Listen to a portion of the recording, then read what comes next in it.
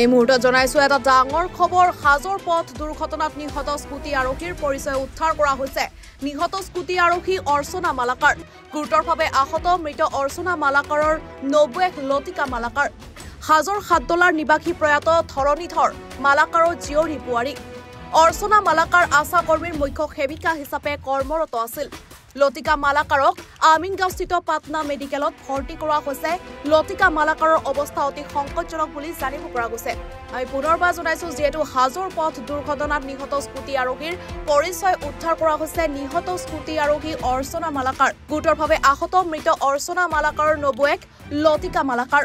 হাজোৰ সাতদলাৰ নিবাসী প্ৰয়াত ধৰণীধৰ মালাকাৰৰ জীয়ৰী বোৱাৰী বুলি জানিব পৰা গৈছে। অৰ্চনা মালাকাৰ আশা কৰ্মীৰ মুখ্য সেৱিকা হিচাপে কৰ্মৰত আছিল। লতিকা মালাকাৰক আমিনগাঁওস্থিত পাটনা মেডিকেলত ভৰ্তি কৰোৱা হৈছে।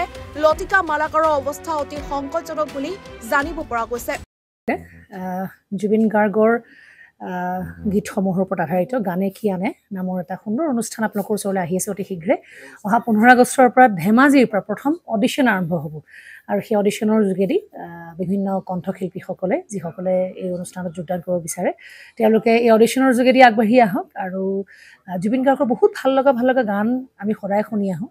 আৰু আপোনালোকৰ যদি ভাল লগা গান থাকে জুবিন গাৰ্গৰ আপোনালোকে গাই ভাল পায় তেন্তে অডিশ্যনত যোগদান কৰক। মোৰ ফালৰ পৰা আন্তৰিক শুভকামনা থাকিল এই সম্পূৰ্ণ অনুষ্ঠানটোলৈ।